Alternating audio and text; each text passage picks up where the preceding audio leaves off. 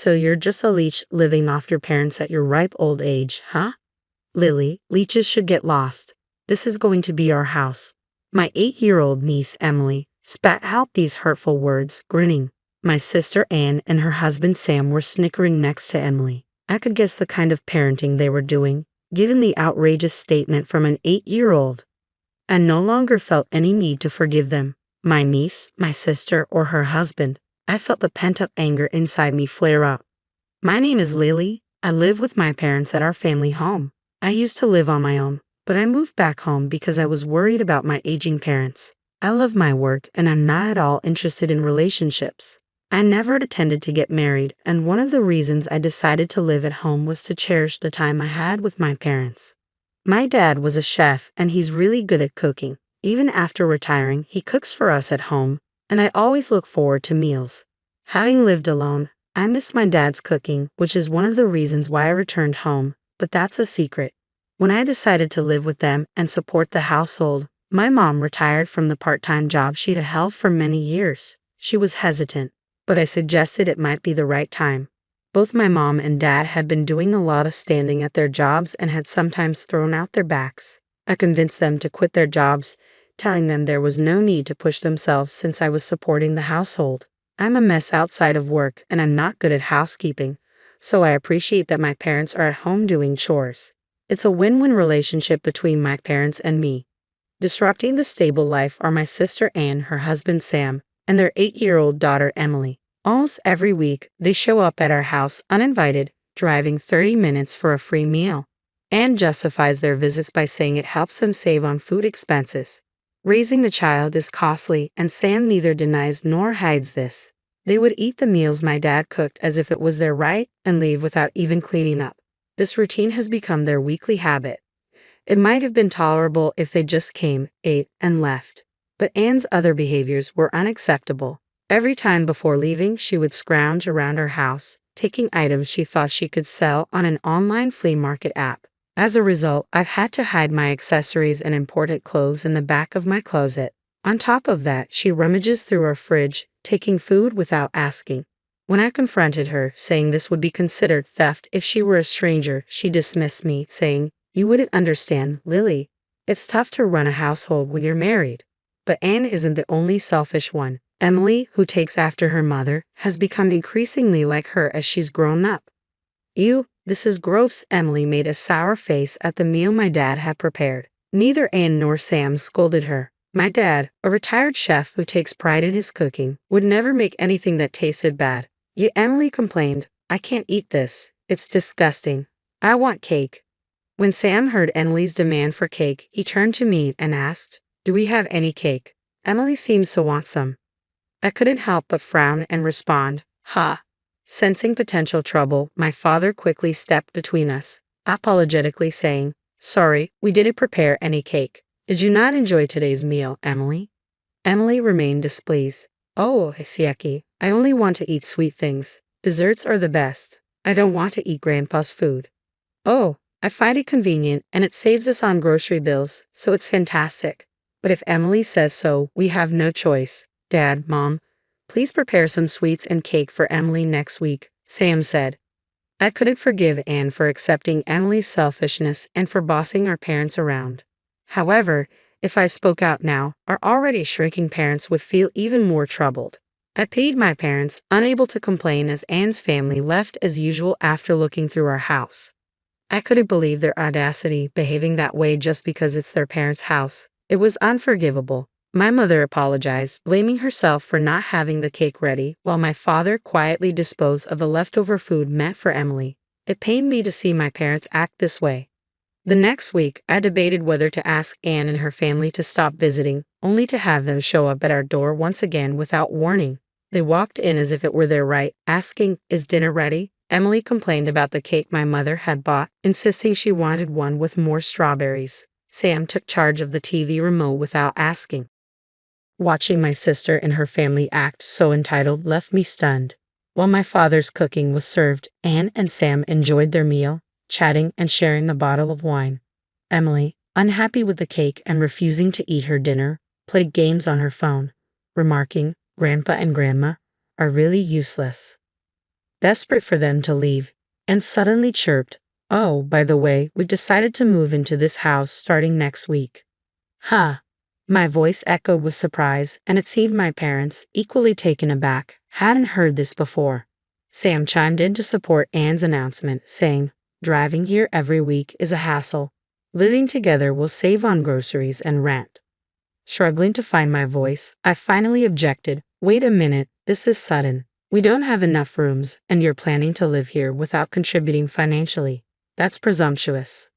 Anne and Sam's faces twisted at my words, but it was Emily who spoke up first. "Lily is just a leech living off her parents. Leeches should leave. This will be our house," she said smugly, earning stifled laughs from her parents. I couldn't believe an 8-year-old could speak like that. I was stunned that Emily, at such a young age, called me a leech. It seemed clear that Anne and Sam had influenced her to see me in such a negative light. "No, Emily, don't say that. You'll hurt Lily's feelings," Anne interjected, trying to defuse the situation. "I don't want to live with Lily. I want her gone by next week. It's embarrassing to live with a parasite. What if my friends find out?" Emily stared at me disdainfully, with Anne and Sam chuckling beside her. Anger surged through me after enduring their behavior for so long. "All right, I will leave by next week, as you wish," I replied calmly. Anne's family seemed pleased with my answer, laughing as they always did without offering to help clean up. My parents looked terrified at the thought of living with Anne's family, but they seemed relieved when I suggested a solution. There was so much to organize before Anne's family moved in. With my parents' help, we got everything in order, and it was a great relief. The house was cleaned and prepared just as Emily had requested. The day arrived when Anne's family was supposed to move in, and I busied myself organizing in my new place. I missed my old house where I had lived for so many years, but the new place was nice, and I felt a sense of relief knowing that I wouldn't be irritated every time Anne's family visited. While I was engrossed in cleaning, my phone rang again, showing numerous missed calls from Anne. I picked up. "Lily, why didn't you pick up earlier? There's a problem with our house," Anne cried. "Well, it's my house actually. I've already demolished it," I said, half jokingly. Anne screamed, "What have you done?" I could only imagine their shock when they arrived to find the house in the midst of demolition. You see, when I had moved back to support my parents, the house was transferred to my name. It was my decision to demolish it. I felt it was better to knock it down than let Anne's family take it over.